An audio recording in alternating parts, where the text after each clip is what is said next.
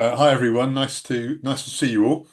Um, I came across Jack, I guess 2 or 3 years ago, um, in some other work, and Jack told us he was linking up with Leon, doing some work to really sort of help people with their understanding of sort of financial matters. And as a consequence of that, we had them along to one of our silver lining meetings, I guess it's about a In year West ago. Midlands, yeah. Yeah, West Midlands meetings about a year or 6 months to a year ago. And thought it'd be really, really good to if they would share some of their experience with the wider group. I just felt it was very appropriate.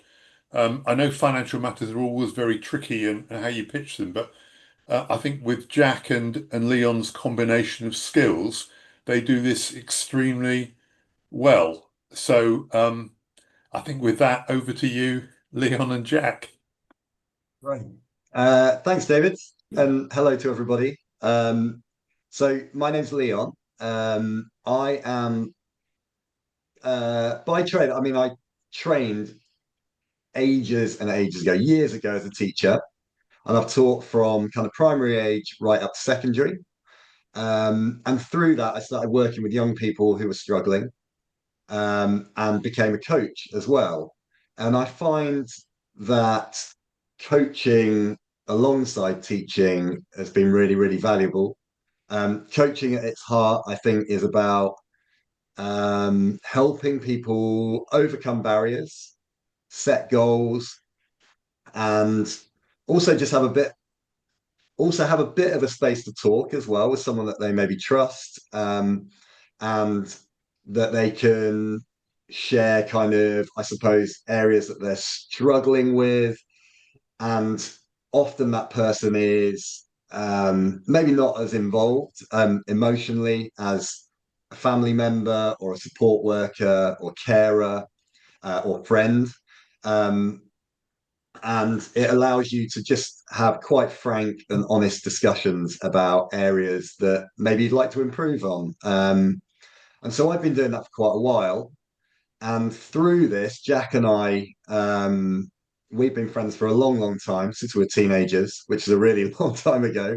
And Jack approached me a while back just saying, do you know anyone that works with people with special educational needs, disabilities, around financial education and coaching? And I messaged back and said, me, exclamation mark, exclamation mark, exclamation mark. And then we got talking. And Jack, I didn't know the extent to what Jack did, um, as a capacity assessor. And a lot of, I'll let him explain this in a moment, but a lot of his frustrations around what an area of frustration in his work, I could really feel. And I was like, okay, I think what you're seeing as a problem, I can possibly help solve. And we've talked a lot about it.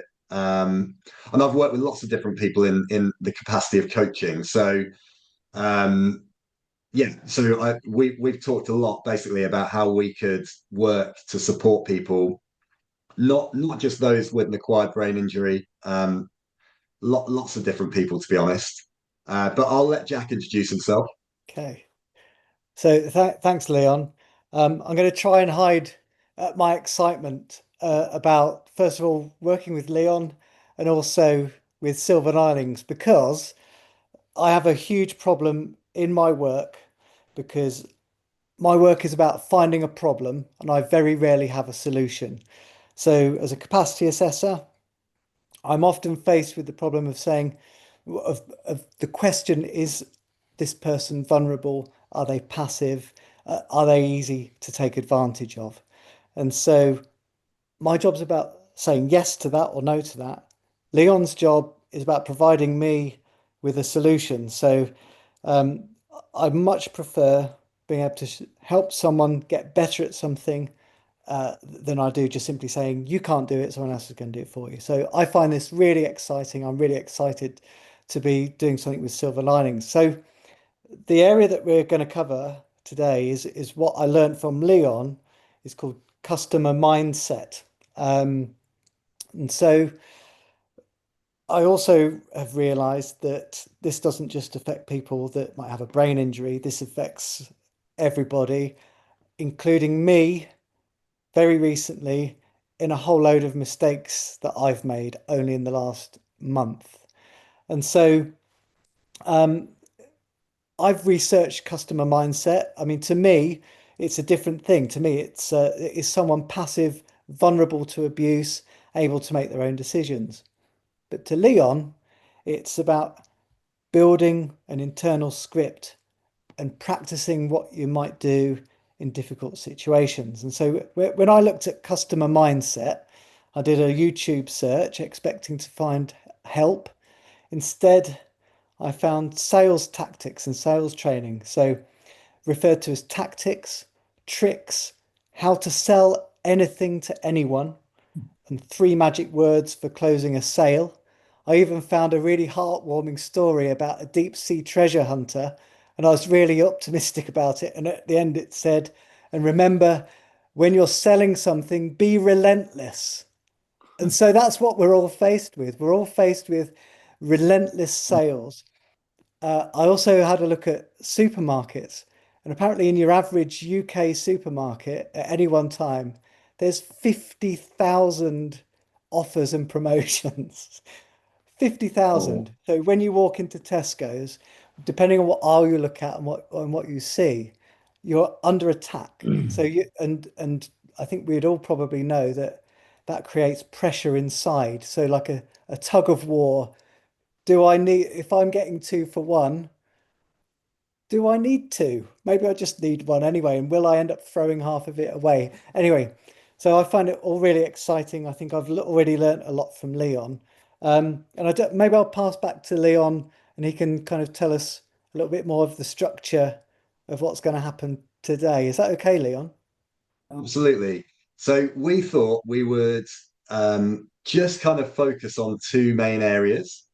And like Jack said, it's about having a customer mindset across lots and lots of different scenarios. We've picked two in particular because through some of my coaching and through some of Jack's experience, um, that that it's an area that we've identified as maybe a weakness for some people, including ourselves. I'll always say that it. A lot of this comes from experience of my own or Jack's, and we thought we would do this session through more of a conversation and some anecdotes. I hope you'll get a lot from it. And we'll give you just, I don't want to bombard people. We'll just give you a couple of pointers at the end just to practice and go away and hopefully use. Some of this you might really identify with. Some of it you might be like, nah, that never happens to me. But you might know someone that it does happen to, and you might be able to help them. So that's our aim today. So the first one is about shopping and transactions. And that was something that Jack sort of alluded to there about going into the shops. And the other one is around kind of meetings. Certainly, when I've worked with a lot of young people and young adults, um, they will go in, and sorry, just to contextualize this for you, they'll go into meetings about their welfare, their care, maybe their finances, and they often don't really come out with a clear idea of A, why they were there and what the outcomes were because they didn't understand. And so Jack and I were talking about how do you in that moment, how do you feel like you are the customer? Everyone there is working for your benefit. So why should you be the only one that comes out not knowing what's going on? And I hear this all the time. And it's something that really frustrates me. And I try and work with young people on. And I've worked with adults of all ages around this as well. Certainly, maybe dealing with like the benefit system or the job centre and things like that. And people really struggle with it. And I think a lot of it comes down to often we're all a bit too nice and we don't want to upset people or we don't want to make someone feel bad in a moment. And I think there are ways you can do it and get round it without making anyone feel like that or perceiving that someone feels like that. So, So Leon, today, is it right that you're going to coach me? try. So I might be a lost cause. So Yeah, well, Leon said a moment ago that after today, you might think of someone you know who's had a problem with not having a customer mindset. If you listen to our coaching today, you will, because you'll know me. So I make a lot of mistakes, and it's usually because I like to see the best in other people. So I find it hard to accept sometimes that someone doesn't have my best interests at heart, and instead they're looking out for themselves. So I, Leon, I think, are we going to? I'm going to give you a scenario of something that actually happened to me, and then I'm going to ask you what I did wrong, and you're going to help me out next time that it happens. Hopefully, it won't happen again. Is that right? so Okay. So this is real. this is around the transaction, isn't it, Jack? So not Yeah. necessarily a shop, but this is dealing with someone providing a service. Yeah. But So it's go for dealing it. Sorry. in person. So this actually happened to me and very recently, and it resulted in me feeling quite a bit of shame and regret. But I think it's worthwhile, and it just shows that this can happen to anybody. And it's not about having a brain injury or anything like that. This is just something that we all need to kind of get to grips with. So I've called my little episode John the Gutter Man. So I was leaving my house only a couple of weeks ago just to go for a walk. And as I did so, a gentleman approached me and he was in a white van and he asked me if I needed my gutters cleaning. At the same time, I have leaky gutters. And so instantly in my mind, I'm thinking, well, I have a gutter problem. And has this gentleman been put before me out of pure good luck? He told me his name was John. He told me he was local and he showed me his equipment. And the first alarm bell was that he had a logo on his shirt that didn't match the logo on the equipment. But inside, I had a tug of war going on. I was thinking, this thing doesn't look right, but I still have a problem that needs to be solved. And I still wanted to see the best in him because I find it very hard to believe that anyone would want to take advantage of me. And so, although I'm continuing my conversation with him, I've got this tug of war in my mind of how do I do the right thing and how do I look out for myself.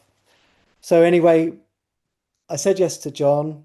We spoke about money and what I would pay him for cleaning the gutters. And I said, and if you can fix the leak in my gutter, then I'll give you a bit extra as well.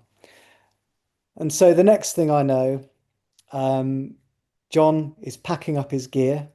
I've had a load of noise and he's been cleaning the gutters, but he looks like he's kind of packing up in a hurry. And then I realized that he'd cleaned the gutters, but he'd pretty much destroyed one area of my guttering. So the problem that I had that I wanted fixing became a bigger problem. And then I was faced with the added discomfort of having to have this conversation with him. Do I pay you? And it got a little bit heated, and I ended up paying him just to go away. And afterwards, I felt pretty bad. I felt bad about myself. I felt bad about paying money for something that is now a problem that's now become worse. And worse still, I was worried about my wife because she judged me correctly as not having acted in my own best interests. And so that was a recent thing. In my mind, I think it's because I like to see the best in everybody. But I'd like to ask Leon, first of all, what I did wrong and what I might do next time. So I'm really, really aware here that it looks like I have a halo over my head. Um, I'm not, It's I am not appropriate. this sort of oracle, but I will try and solve your problem, Jack. Firstly, did you feel under pressure? I did. And I think I put that pressure on myself because I knew I had a problem that I already needed to be solved. And did you did you feel well, was there anything happening that would give you sort of additional pressure? Yeah. I believe John told me that he was only going to be around for the next 2 hours or hour, and that if I wanted it done, it had to be now. Okay, so you're a bit so there's a time pressure there. Mm, mm. Also, how did you meet John again? Where was he? He just approached me in the street. So you're in person. I didn't know him. We were in person, and Yeah. I took him at his word. Okay, so that's a really difficult thing, isn't it? When someone is in person in front of you. Um, if it's really helpful, can I tell you a little story that might help us figure out how? I mean, I'm going back to my Halo again here. I will come up with my own mistakes here, but I had a very similar thing where we had a leaking roof. I rang someone. They came round within something like 45 minutes, half an hour, 45 minutes. And I was like, this is amazing service. And I said, how much would it cost to fix this roof? And the guy said, £450. And I said, well, how did you come to that quote so quickly? And he said, I'll pay the two guys in the car, sorry, in the van, 150 each, and I get 150 because I'm the boss. I was like, oh, right. And he said, now I'll take these six ridge tiles off your roof and I'll fix your problem. And in that moment, very similar to you, Jack, I felt really pressured. But what I did, and I hadn't really thought of this before. Well, when I was standing on that on my driveway, I was thinking, I have no idea. I have absolutely no idea whether this is reasonable, whether they can even do the job. So I made up a little excuse and I said, just thinking on my feet, I said, oh, thanks so much. You guys are super quick.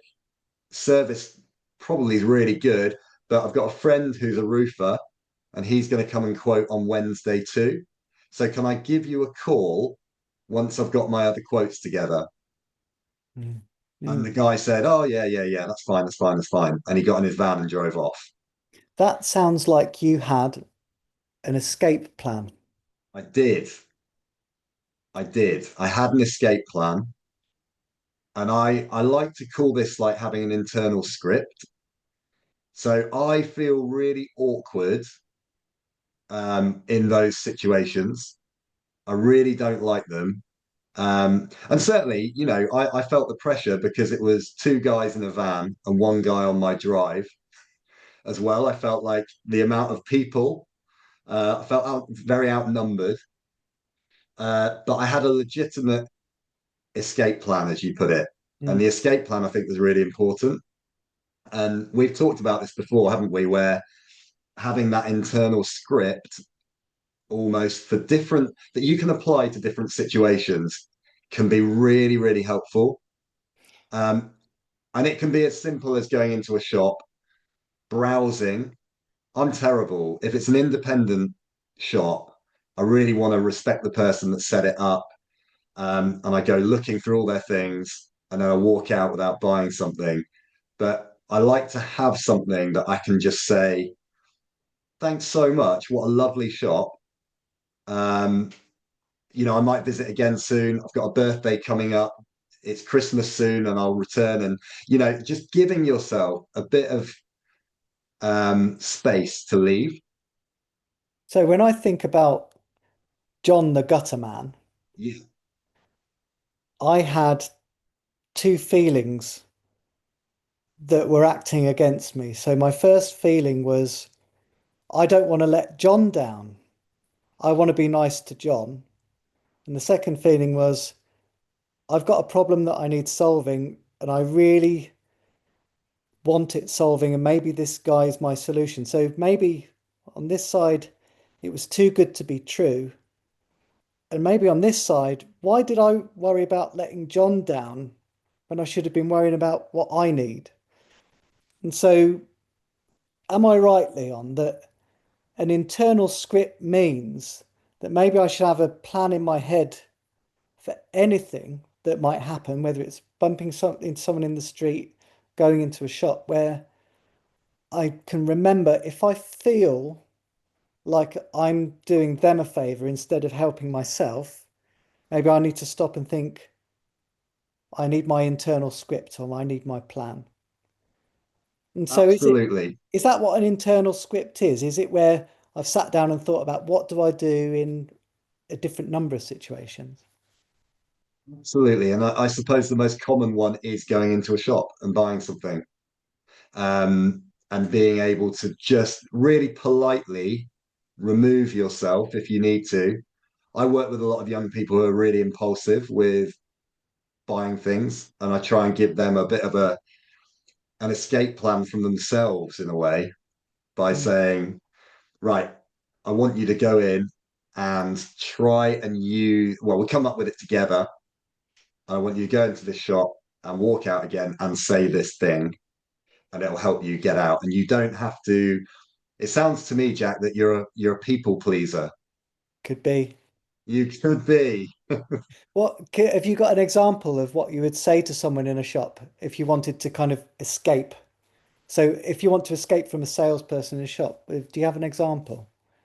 I think it would be really similar. I would adapt what I did with the roofer, and I would say something along the lines, you know what? I haven't actually decided on something yet, and I'm still thinking about it.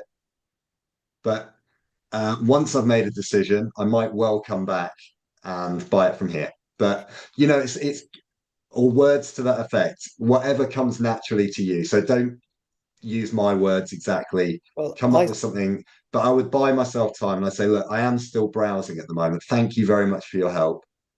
the best example I ever saw you give when I read one of your lesson plans was because I feel like I'm being rude or mean if I say no.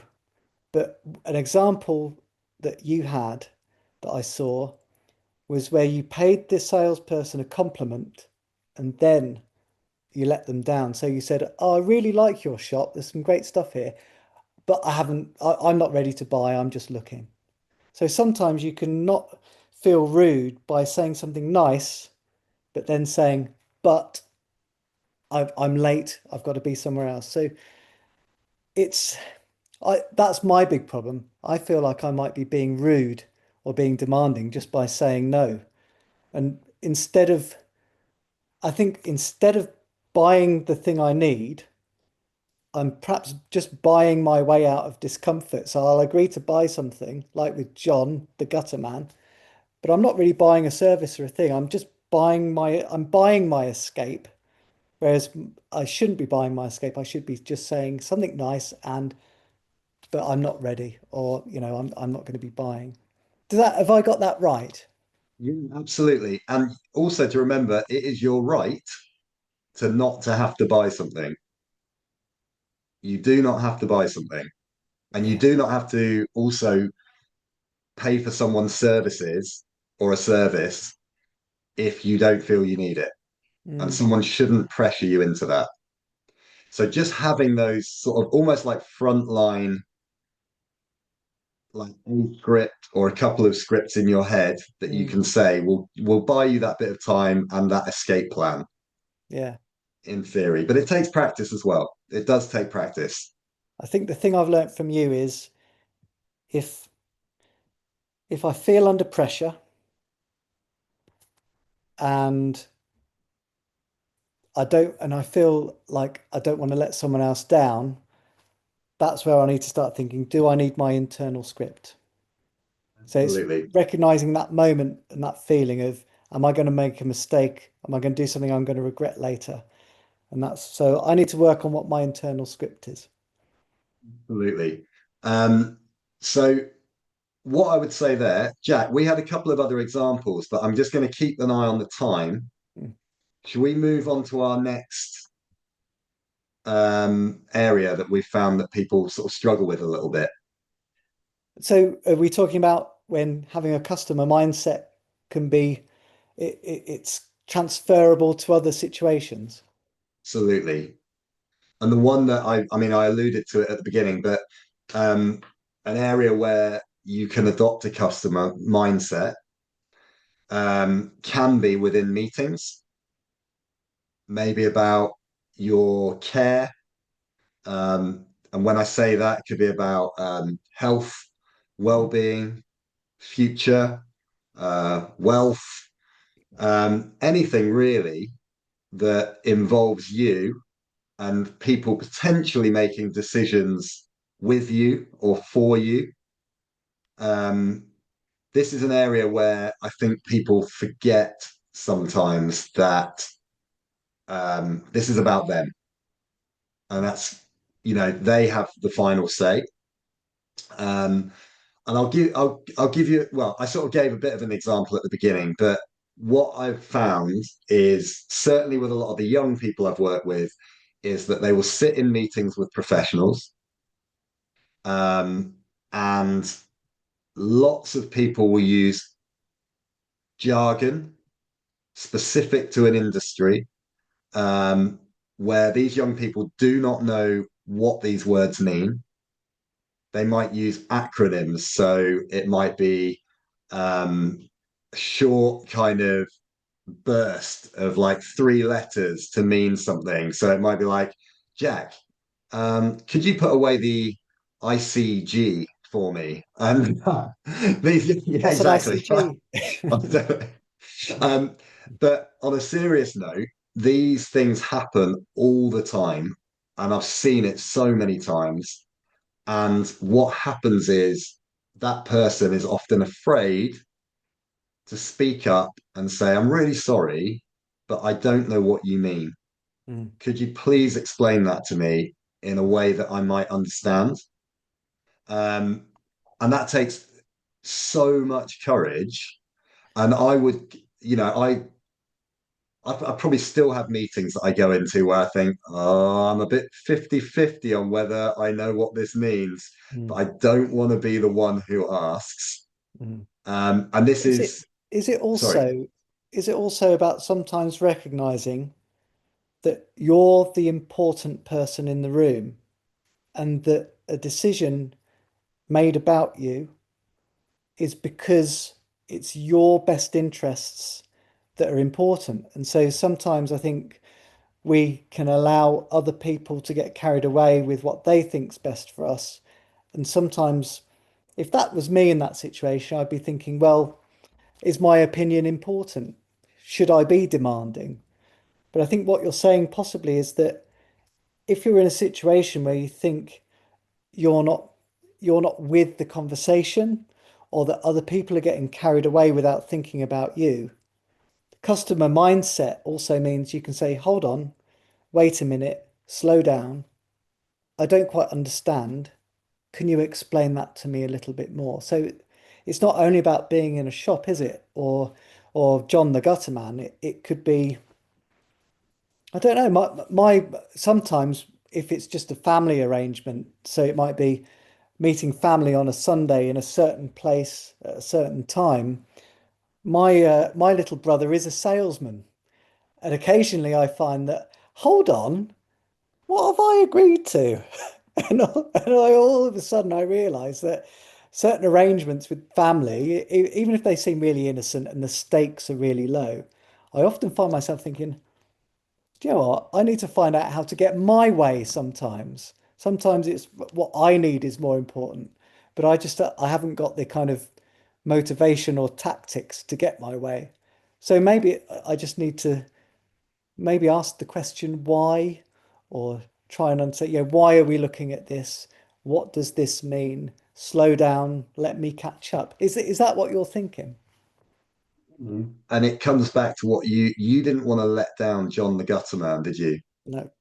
So you don't want to let down the people in the room who potentially, and I'm not saying anyone is acting not in that person's best interest at all. I think probably in pretty much all of the cases, everyone's acting in the person's interest with good intentions.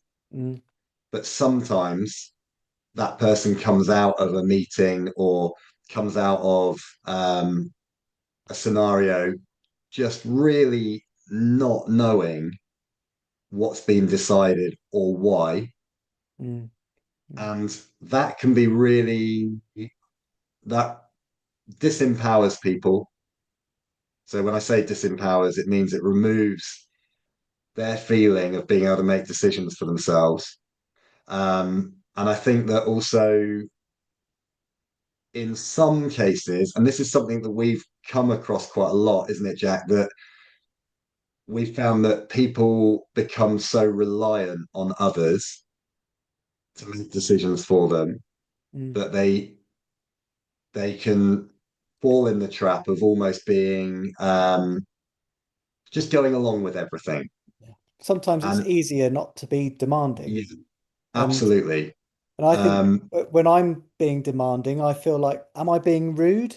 Am I being unreasonable? But I think if you've ever seen toddlers, so really small children, they can be very demanding, but it'll be over something like a piece of cake or a toy.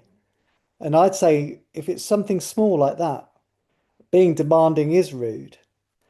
But if it's the more important something gets and the more it affects you and your life, demanding, being demanding, is actually also being very reasonable because you might be asking questions and asking maybe a situation to slow down so that you can understand and better still be involved in the decision that affects you. And so if you ever feel like you're being rude or like you risk being rude because you want to ask a question, or you maybe want to say no to something or that you disagree with something, it's not rudeness. Being demanding can actually just be you sticking up for yourself and just clarifying a thing. And again, that might be in a shop, it might be in a family situation, or it might be, where the stakes are really high that affects maybe your care, maybe your finances. And so it's not rude to be demanding if it really affects you. Does that is that in line with your coaching terminology and things that you would say, or am I being too much of an assessor? I think you're doing well, Jack. I think you're doing well. I would challenge you to use some of those things in the next meetings you're in. Yeah. To ask people to pause, slow Mm, down. Um, but which brings me really nicely on to things that you can do, or if you work with someone who uh, you've noticed is not so, it is very passive in meetings, so they're not as engaged in the meetings.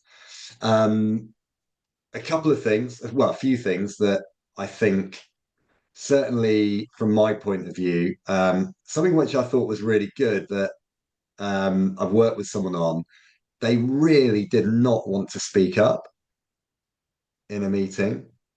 So they had a support worker with them, and they just used a really short, like a really subtle timeout, like they do in the basketball, American football, and they just did a little timeout to their worker or support worker or carer, and they would just do that either really subtly under the table so that their worker could see that, and that meant actually I really need a break. This is quite overwhelming. Um, it's not going at a speed that is appropriate for me.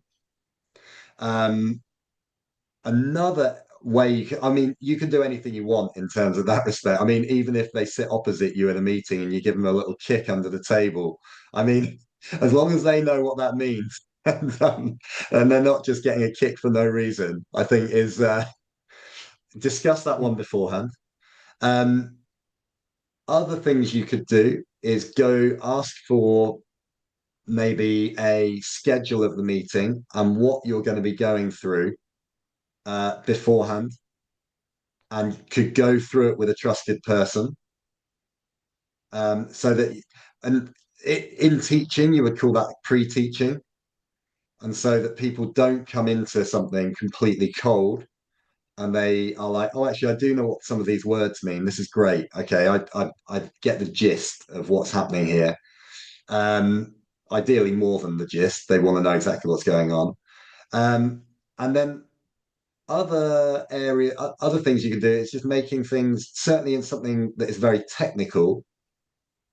An example of this actually is working with someone who had kind of like investments and things like that. Is saying to like I don't know, portfolio manager or investment manager, please can you make this accessible for me?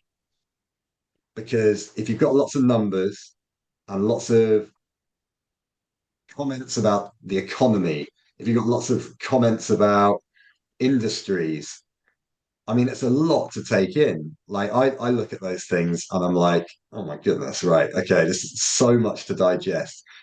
When you say accessible, do you mean can you make this easier to understand?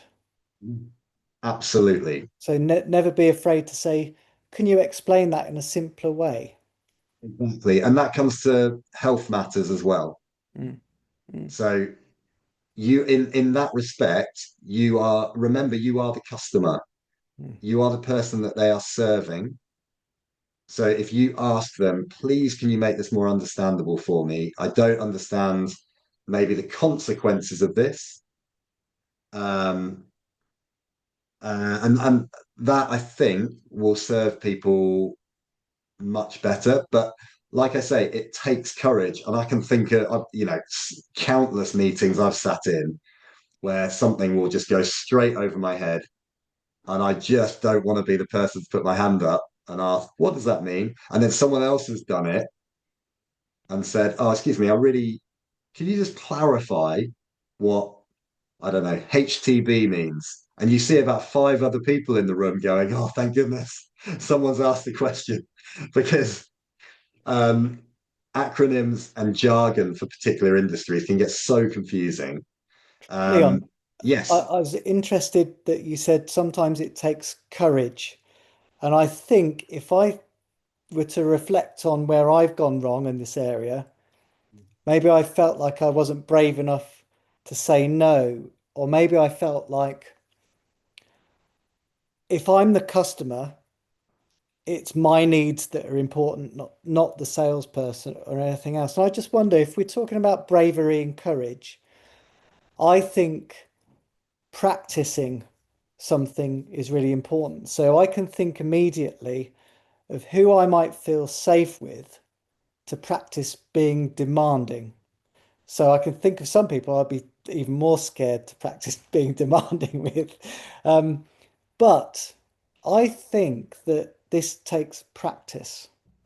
And I think with my work, when I go and see someone and assess them, and I'm looking for whether or not they might be vulnerable to persuasion or influence, whether that's a salesperson or a relative or someone who doesn't have their best interests at heart, what I would love to see, and this is why I'm so excited about doing things like this, is that if I see someone who's practicing at looking out for themselves and can practice and become braver and more courageous about saying no, or even about being demanding more information or asking someone to slow down so that they can understand.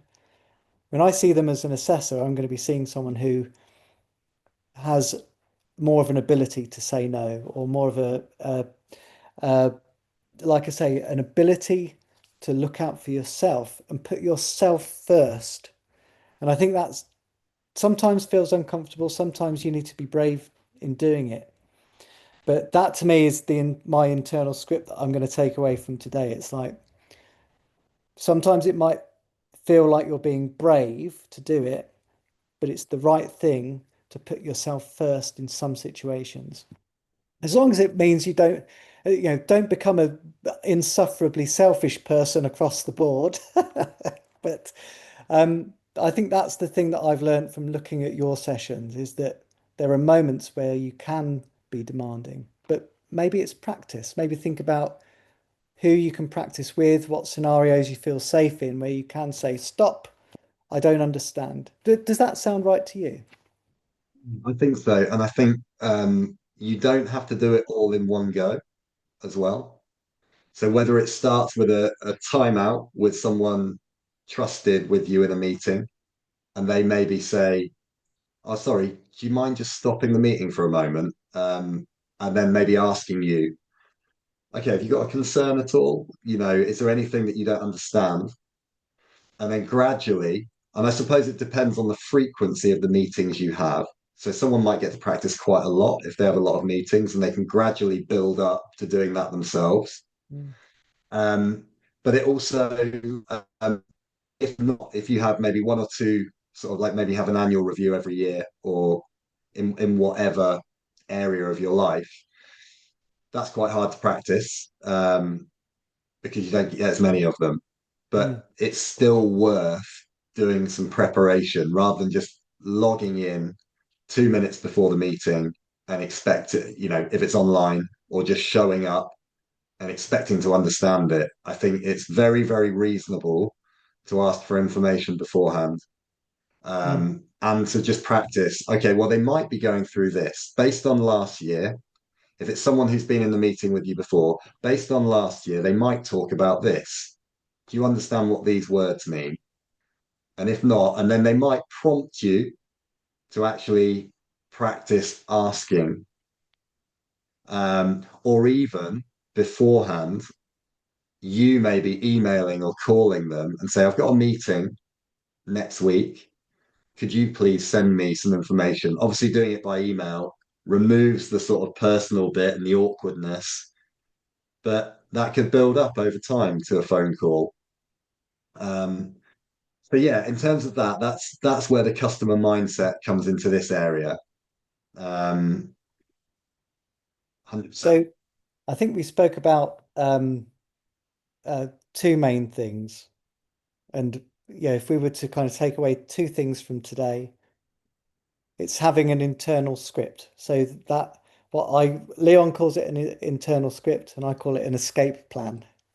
Probably because I need to use it more than Leon does. But so just to clarify, an internal script. So it could be for any situation. I take it, Leon. Yeah, I think so. Whether it's someone on your driveway offering a service and being like, okay, well, that sounds great, but what I'll do is I'll get another couple of quotes and maybe I'll give you a call back if you could give me your number. So, So or could it be something even simpler, like I'm not sure, I'm not ready to decide. Give me your number. I might call you. Have a good day. absolutely, absolutely. You don't have to tell the web of lies that I do. You can be far more straightforward like you, Jack. Yeah. I And was, yeah, and so that it's an internal, you can have an internal script for lots of different situations, and it can be really quite simple. And it can be that thing that instead of just agreeing to something to get out of a situation where you'll regret it later, like I did with having my gutters repaired by the wrong person, you're escaping by having a reasonable thing to say, but expecting to say it in the moment and coming up with it in the moment isn't all that realistic. So working on something now could help you next time. So I think my internal script is going to be something that I can remember that's short. That thank you very much for offering. I'm not ready. Maybe leave me your number. I'll call you if I want to do something. So it could be something really simple and easy that gets you out of that situation quickly. absolutely. I was just thinking there, Jack, about this, and maybe this is a lot of our insecurities, but I was thinking about some of the young people that I work with who are amazing at telling people that they don't want something as well. Ah. Who, who are very blunt in their language and will tell people exactly where to go if they don't need something. So we go for we aim for the sort of polite end of that Hmm. spectrum, don't we? Yeah, and that reminds me of I used to go to Norway a lot when I was younger, and you usually just get a yes or a no answer. So if John the gutter man was working in Norway, it would be, "Can I fix your gutters?" No. Sometimes just a no. And it might feel rude. You might feel like you've been brave, but sometimes a simple no can get you out of that uncomfortable situation. But yeah, the Norwegians are good at it, but English people not so much, perhaps. The other point that you were, I think, telling me about was, if there were two things from today, is practicing what your internal script might be, so your escape plan, but also applying that to other situations, like in meetings, like if a decision might be being made that affects you or is about you. And so that's also about maybe rehearsing and practicing something in your mind, but also practice can mean preparation for a particular decision or meeting and finding someone you trust to practice with. So it might be a family member, a support worker, or just a friend where you can say, I've got this thing coming up. Last time I did it, I felt uncomfortable, or I felt like I wasn't looking out for myself, or maybe I felt like I wasn't involved enough. So sometimes preparing with someone you trust, and then you can go into a meeting and be brave and don't be afraid to be demanding, because if it's something that affects you, it's not rude, it's reasonable. Being demanding can sometimes be very reasonable, and people will often expect it. Often um, that feeling of being rude or demanding, that's in you. That's something that's a thing, an emotion that you have. And actually, once you let it go and you ask someone to slow down, or you ask someone to be clearer in how they're explaining something, they're often pleased to hear that, because all of a sudden they will see that you're interested and that you understand that the situation is about you. Is that right, Leon? Am I on the right No, lines? and I think actually just thinking about this, the more you do it, the more in those meetings they will expect that you are going to be engaged and involved and challenging them on things that refer to your care, basically. And rather than it being a meeting where people just go through the motions, actually you'll be able to start saying, well, no, actually I don't agree with that, or I don't understand that. Please, can you help me? And they will start preparing more readily, you would hope, for those meetings and understanding that you are going to be far more involved. And I would say, hopefully, your outcomes will be better from those meetings, or your understanding at the very least.